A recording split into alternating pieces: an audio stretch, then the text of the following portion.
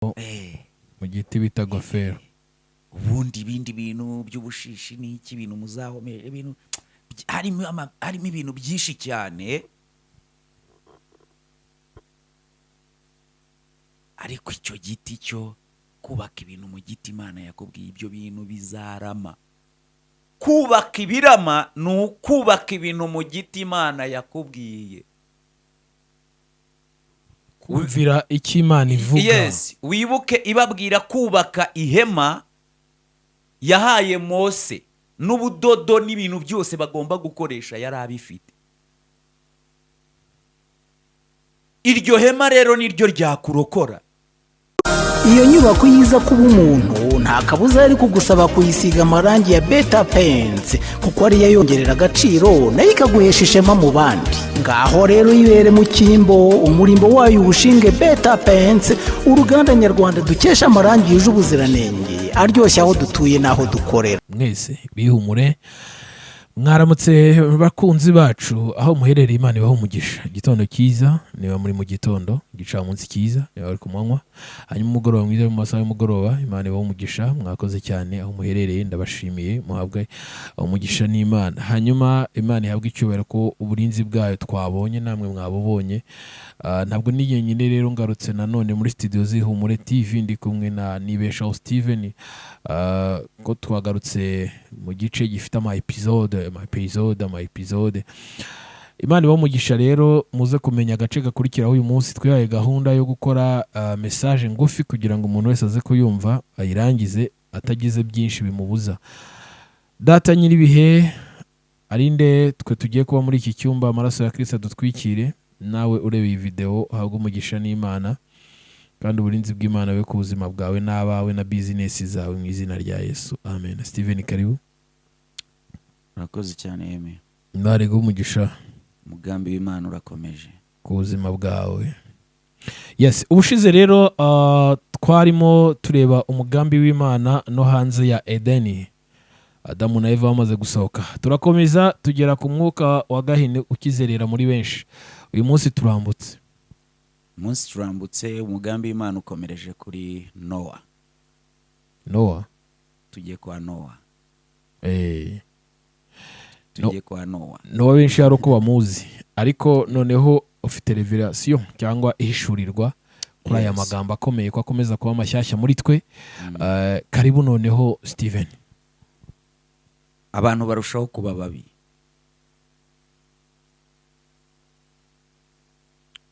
Bibiliya ijambo ry'Imana riravuga ngo abantu barushaho kuba babi, bakomeza ubugome. Barushijeho kuba babi,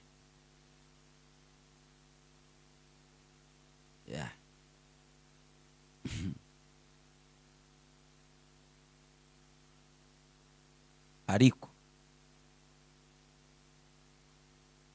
Imana iravuga iti sawa, ubwo bubi bwanyu bugiye kubakururira akaga gateye ubwoba. Ako kaga icyo kiza cyari umwuzure.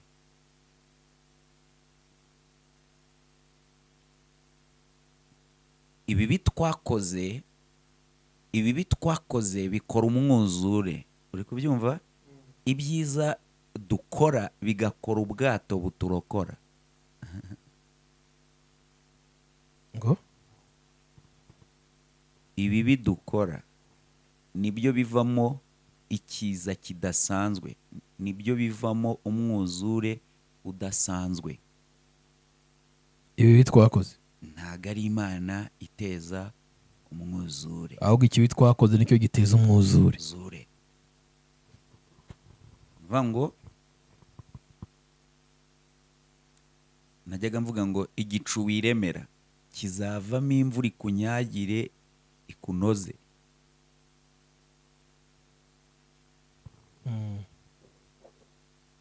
Nakubwiye ngo icyiza dukora nicyo cyubaka buriya bwato buturokora.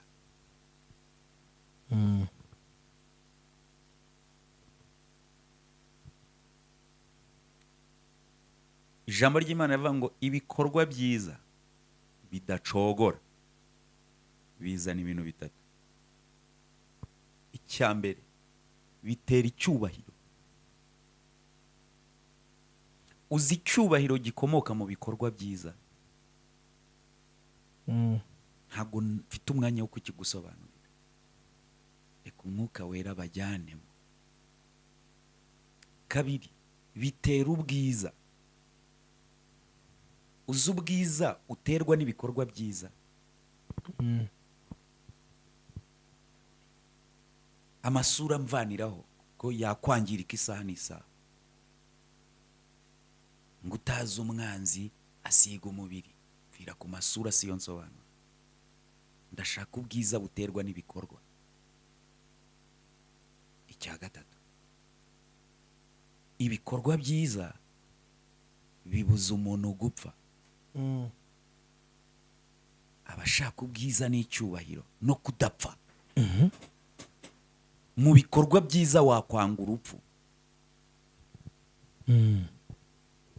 Nibyo rero nakubwiraga ngo ibikorwa byiza bivamo ubwato bukaturokora, byubaka ubwato bukurokora. none ko bantu barushaho gukora ibibi hanyuma bakisanga mu mwuzure, ikiza cyakoze ubwato ni iki mu bantu? Uretse wumve,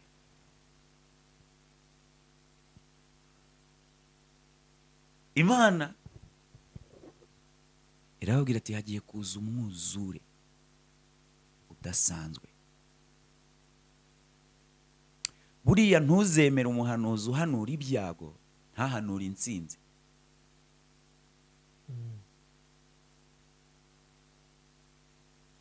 Ntabwo buri kunyumva yeme.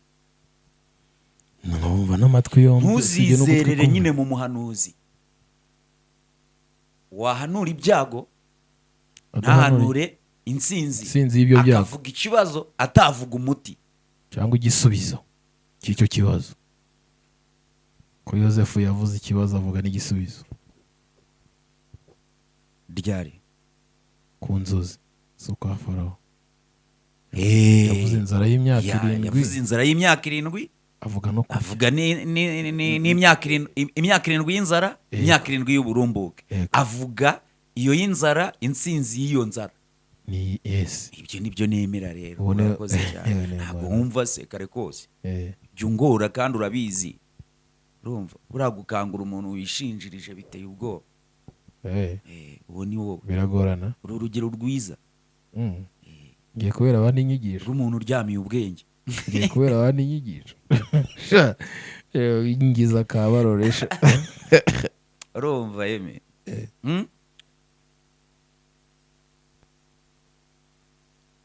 Kandi buriya bwato buranahanura Yesu, buramushushanya. Kuko buriya Yesu mu bihe byose, buriya ibintu bitamuhanuraga byaramushushanyaga, ibitaramushushanyaga byaramuhamyaga, bikamuhamya.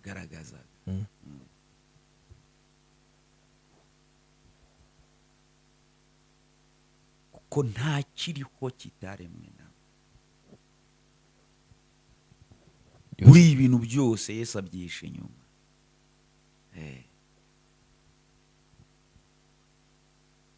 Ubwato rero uzakurokora, giye kukubwira Imana yababwiye igiti bagomba kubaka muri ubwo bwato buzabarokora. Si ibiti byose biva mu bwato. Ubwato buva mu biti byinshi, ariko si ibiti byose byava mu bwato. Ariko nanone ubwo bwato bwo burihariye, kuko Imana yavuze igiti ugomba kubwubakamo. Nuvuga ngo ibintu bizakurokora ni ibintu wubatse mu giti Imana yakubwiye kubakamo.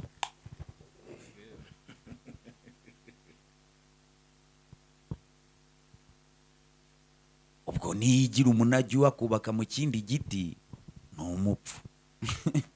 Ntacyo zaramura.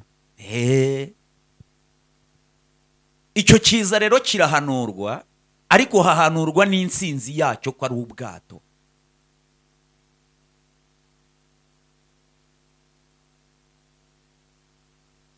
iciza n'umwuzure, ikibazo kizaba ari umwuzure, intsinzi yacyo ni ubwato buzubakwa, uretse mwumva amabwiriza ari ku bwato.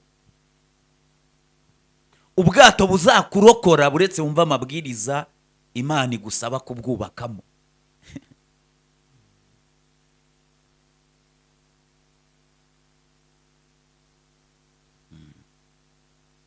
Icyambere, ubwo bwato muzabwubake mu giti cyitwa goferi.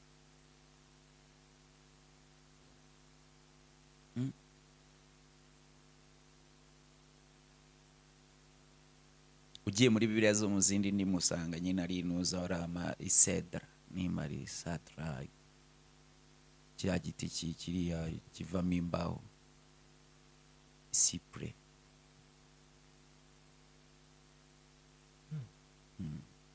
Ariko ubundi icyo giti ntabwo kivamo ubwato, ariko kubera ari Imana ibivuze. Reka nkubwire rero, buriya niyo Imana yavuga igikenyeri ukubaka ibintu mu gikenyeri, uri kumva nta muntu wazagishyira hasi icyo gikenyeri. avuga ko ari Imana bivuze. Yego yowe. N'ikibonobono. Ntabwo muzi ko ikibonobono ari cyo kintu cyoroshye bishoboka. Imana ikubwiye kubaka ibintu byawe mu kibonobono, akaba ariyo yabikwibwiriye. Nta muntu n'umwe niyo bazana iki, nta ntwaro, nta kintu gishobora. Ariko abantu ni abanajyuwa nyine, urabumva, abantu ni abaryogo, urumva abaryogo, ariko bambabarire baranize ngo abantu barize. Ni uko dukunda gukoresha izo terimi, urumva, ntabwo ari uko mu biryogo hatari abantu basobanutse, urumva, ni naho dutuye. ni ukuvuga ngo nyine urumva. Ariko abantu kuri ubu bafite amadugiri, kuri ubu barakumvisha ati rero urebye uroye uri umuvumo, nicyo gikomeye, icyo giti kivamo rwose ubwato bukarezisita igihe kirekire mu mazi, igiti cy'umuvumo. Undi akaba araje nk'iyagatera ati rero buriya ariko wabikora mu musave, uri umusave rwose wagenda ukagukorera nyine. Wowe ubaka mu giti Imana ivuze, vanaho ibyawe ngo bikomeye, ngo za ribuyu, ngo ibiki, kuraho, ubaka ibintu mu giti Imana ikubwira. Mwuka Wera bajyane kure y'ibyo ndi kubabwira, babwire ibyo bintu. Si ukubajyana kure abigizayo, no kubajyana kure muri byo abibinjizamo cyane. Umva inshuti yanjye, yewe ndi urugero rwiza rw'umuntu wagerageje gukoresha nk'igihe gito cyo kwirwanirira. Ariko mu buzima, ikintu nabwira umuntu wese udukurikiye mu buzima, akwigireho, ntuzabeho wirwanirira mu buzima, kuko ubibabariramo umubabaro ntaragusobanurira. Ariko kumvira Imana, kuyoborwa n'Imana, kumva icyo Imana ivuze ukacyumva ukagikora, bihindura ubuzima bwawe, bihindura imibereho yawe, biguha umutekano udasanzwe, bikurokora ibyagutabara. Sinzi nimba uri kunyumva we. Ndiho ndanakureba cyane usibye no kukumva.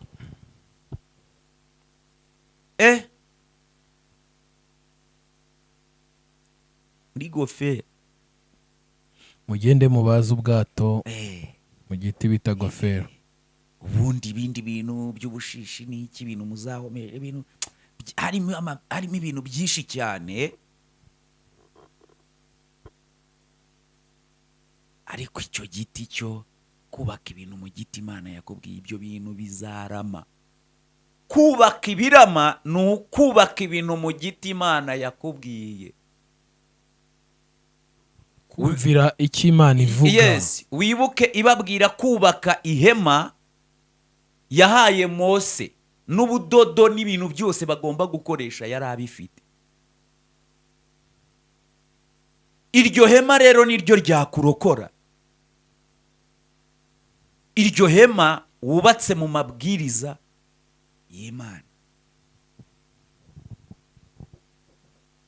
Reka rero tuvuge, kuko n'ubwato bwasabaga ubumwe. gushyira hamwe gushyira hamwe kugira ngo bubake, fatanya. ndagira ngo mbabwire ngo nitudahuza nta kindi kintu gihari gishoboka uretse guhuzagurika, kandi nitudahuza umwanzi azagenda twica umwe umwe atumare.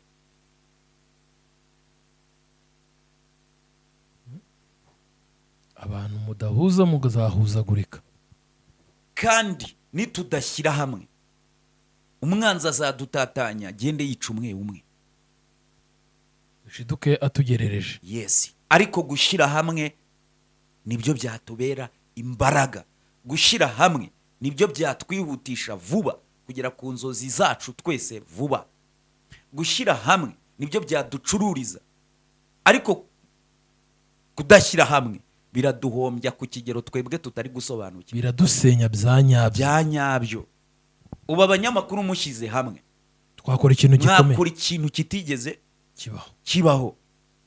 abavugabutumwa babashe gushyira hamwe bakora ikintu. Bano bapasiteri bo mu Rwanda ubona impamvu badashobora gutera imbere ku kigero tubona ba Kayanja, ku kigero tubona abanyafurika bakomeye, kugera ku kigero cya ba Chris, ku kigero cya bande, yaba bapasiteri ba Nigeria baremereye. Impamvu ntabwo bashyira hamwe, kandi bariya bo bashyira hamwe. Hano ni banyamwigendaho. Yes, niyo mpamvu baragukubita wenyine, nta n'ikikurwanirira gihari. Abahanuzi ntibashyira hamwe, bazi gusenyana gusa.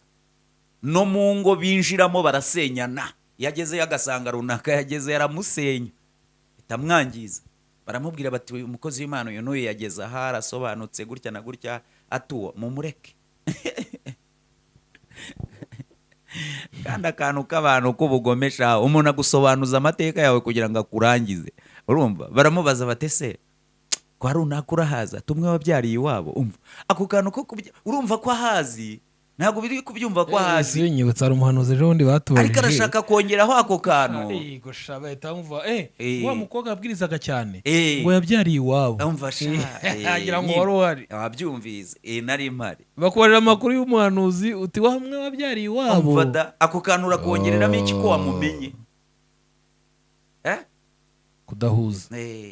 Ngo Steven ngo umwe wigeze kugongana na Misi wa ariko utongeyeho ako ko Steven umuzi wamumenye, bari kukubaza ariko yongereho n'akantu yongereho akantu ko kumushyira hasi, ko kugushyira hasi ngo agupfobye, badatuma uhabwa izina, wa wundi ukamusiga, wa wundi wakoze atya. Ariko uwo muntu abantu ntago ari abana beza. Ariko nyamara tubishatse, nimba dushaka kugera kure hashoboka, nimba dushaka kubaka gospel yacu mu buryo budasanzwe, mumbabarire dushyire hamwe urebe. Erega niyo waba uri Ronaldo, niyo waba uri Messi, urumva ntago wakina wenyine. Niyo waba ukina n'abana bo mu Gatsata bagushyira hasi. udashize hamwe bisaba ikipe, ubuhanga bwawe busaba ikipe. Nibyo. Ubuhanga busaba ikipe. Rero ubwo bwato tubwubakiye hamwe, twarokoka turi benshi. Umwuzure twawurokoka. Twubakiye ibintu hamwe, umwuzure twawurokoka. Habaye ikibazo, habaye igihombo cy'abantu runaka, sibyo? Ni abantu bacika intege vuba ku bwato, ni abantu bacika intege vuba, bakabivamo vuba, bakabisigamo Nowa. ujye uba umuntu wanga gutsindwa. Iryo hame ndarigira, nanga gutsindwa.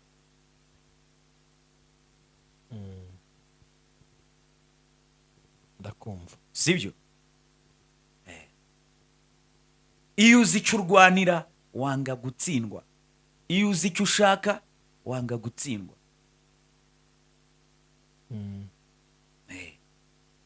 Kandi nimba unapfa uzagwe ku rugamba, ntuzapfa usubira inyuma.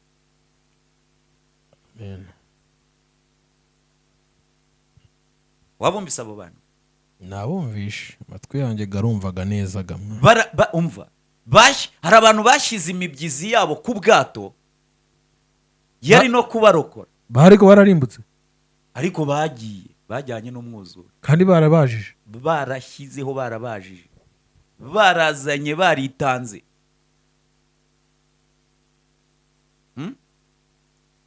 Niyo mpamvu nzababwira ati wenda n'urugero, buno bwato bwitwa ADEPR, nkurikije imibyizi yangiriye, niyo mpamvu ubwo bwato bingora kubujya kure, kandi iyo mibyizi yanjye niyo igomba kundokora, kuko niho nashyize imibyizi myinshi. ako kantu utambitsemo nako rero ni sawa. ariko utaha uzatubwire abo bantu nyine byararangiye bacaho. Ndakubwiye ngo umuntu araza agashyiramo imbaraga kubaka, korari akayitumbagiza, cyangwa se icaca akayitumbagiza, hariyo imibyizi, cyangwa akaza agashyira imibyizi ye ku gihugu. cyatangira gushyira amatara ku mihanda akabaciyeho, ibazeje akaba agenda ry'umunyenga. Abo bantu baba mu bihombo, niyo mpamvu toromo babonana, toroma baba bafite induru, baba bafite umwuzure urimo bajyana, igihombo cyo kutarya ibyo wavunikiye. uzi ubwenge, uzi ubwenge, uzi ubwenge, ntiwakina n'imvune zawe. ngo iki? uzi ubwenge mwana, ntabwo wakina n'izi mvune mani. byihore, ntabwo ukwiye kuba ukina n'imvune zawe.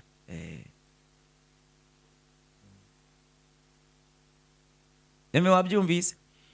Amatwi yanjye garumva cyane. Hari abubatse imyaka 5, 6, 7, 8, 9, 10, 11, 12, 20, bubaka inkuge. noneho ibubaka inkuge. Reka nkubwire ikintu cyabayeho.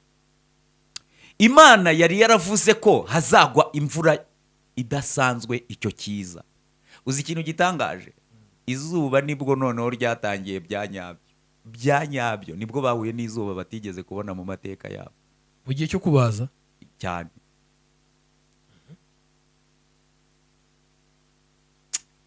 Imana ivuze ngo imvura izagwa, donc ndabivuga ngo iki? Izuba riri kuva ntirizagukuremo imvura Imana yavuze. Ngo iki? witonde neza cyane aho hantu, ndaharyama. Ku Imana ivuze ko imvura izagwa, izuba riri kuva none riri gutera ubwoba, byanze bikunze imvura izagwa. ariko numva nangiye kumva ibitonyanga. Haba bagomba kubyumvira muri angle yuko bakoze ibibi bagomba nabo kubikonsoma, ariko hari n'imvura y'umugisha Imana iba yarabwiye umuntu. Ariko aka kanya si igitangaza ko kuva Imana yakubwira ko imvura y'umugisha izagwa mu buzima bwawe, ubu aka kanya izuba uhanganye naryo nta n'umuntu warisobanura. Ariko iryo zuba riri kuvira ubuzima bwawe, riri gukuremo imvura Imana yavuze. Haleluya. Rero ndatashye, yafashijwe. Umeze nkanjye, njye najyaga mu rusengero, iyo mu rusengero ubundi numvise ijambo rizima mpita ntaha, hatagira umuntu umvangira akanshyiramo ibindi bintu. hari abarimo abahungu bavangavanga, hari ubwo ushaka gusuza abantu.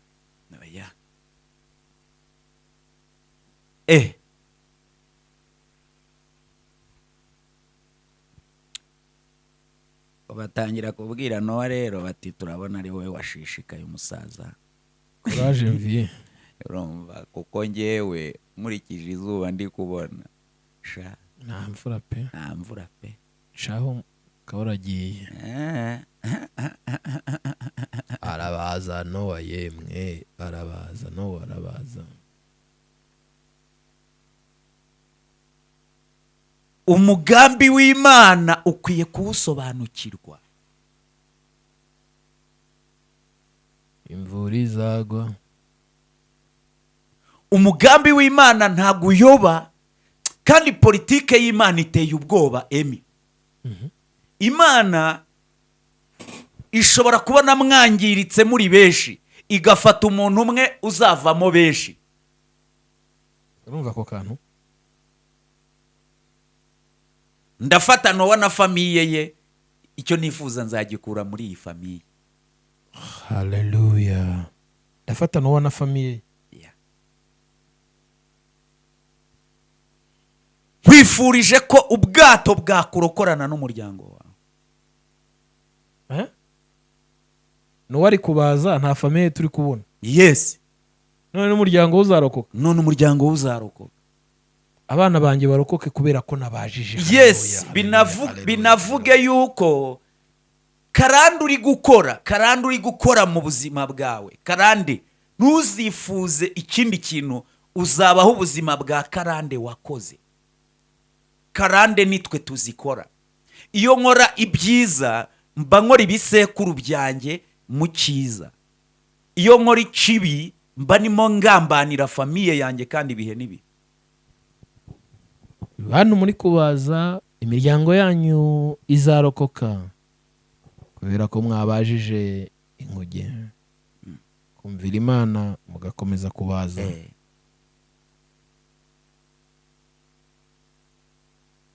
Kugeza ubu Yesu niwe buhungiro, niwe bwato bwaturokora. haleluya.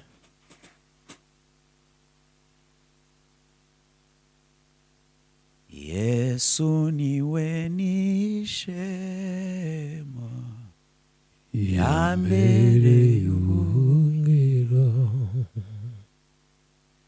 nta byago byantera ubwoba, ya mbere y'ubuhungiro. Uwo mwami ni igitare gikomeye, gikomeye. Umwami ni igitare gikomeye, ya mbere y'ubuhungiro.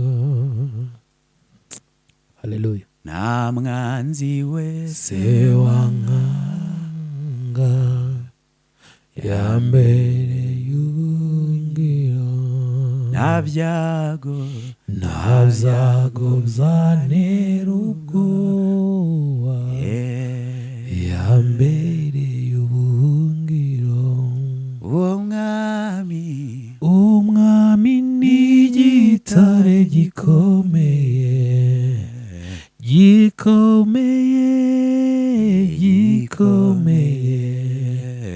umwami ni igitare gikomeye, ya mbere y'ubuhungiro.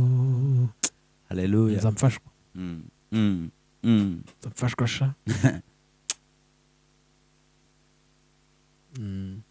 ko hari ahantu tuzagera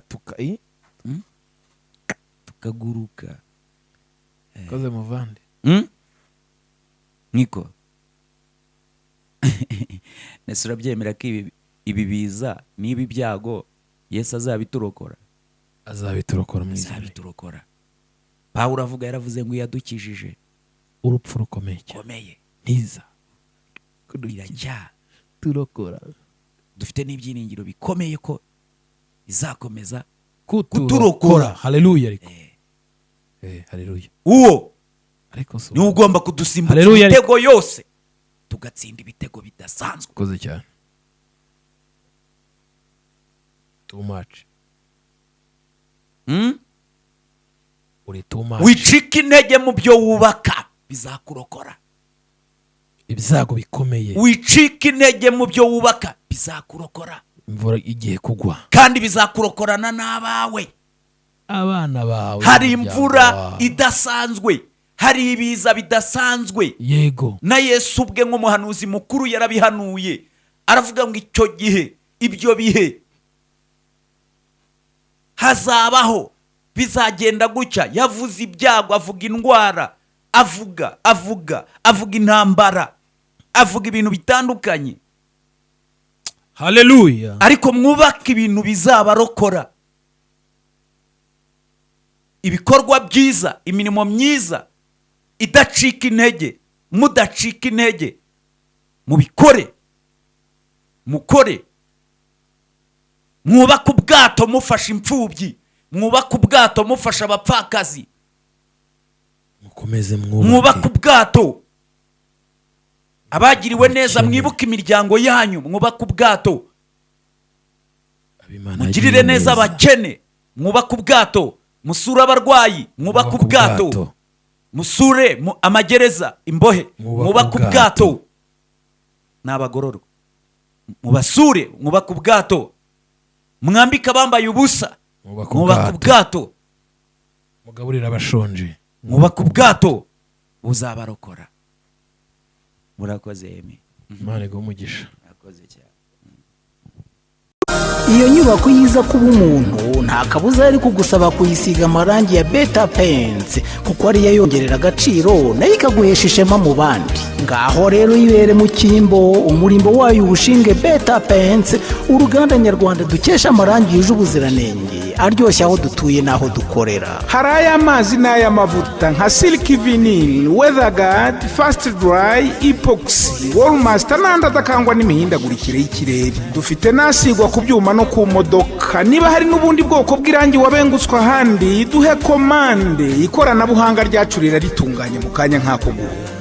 mu Rwanda kandi twihariye gukora amasitike nziza z'ibyuma n'iz'ibirahuri. Produit za Beta Paints murazisanga mu gihugu hose, naho kurangura ni i Remera ya ruguru ya gare ku Muhima hateganye na Hotel Kapi, mu Gakiriro ka Gisozi hafi y'Umukindo House. hari kandi n'i Rubavu hafi y'urusengero rw'Abadive, i Musanze n'i Rusizi. ariko n'uwaba ari ahandi mu gihugu hose ashaka kurangura produit za Beta Paints tuzimugezaho kandi tukamutwaza ku buntu. Ku bindi bisobanuro iyambaza telefone n'urubuga rwacu ubona kuri screen yawe.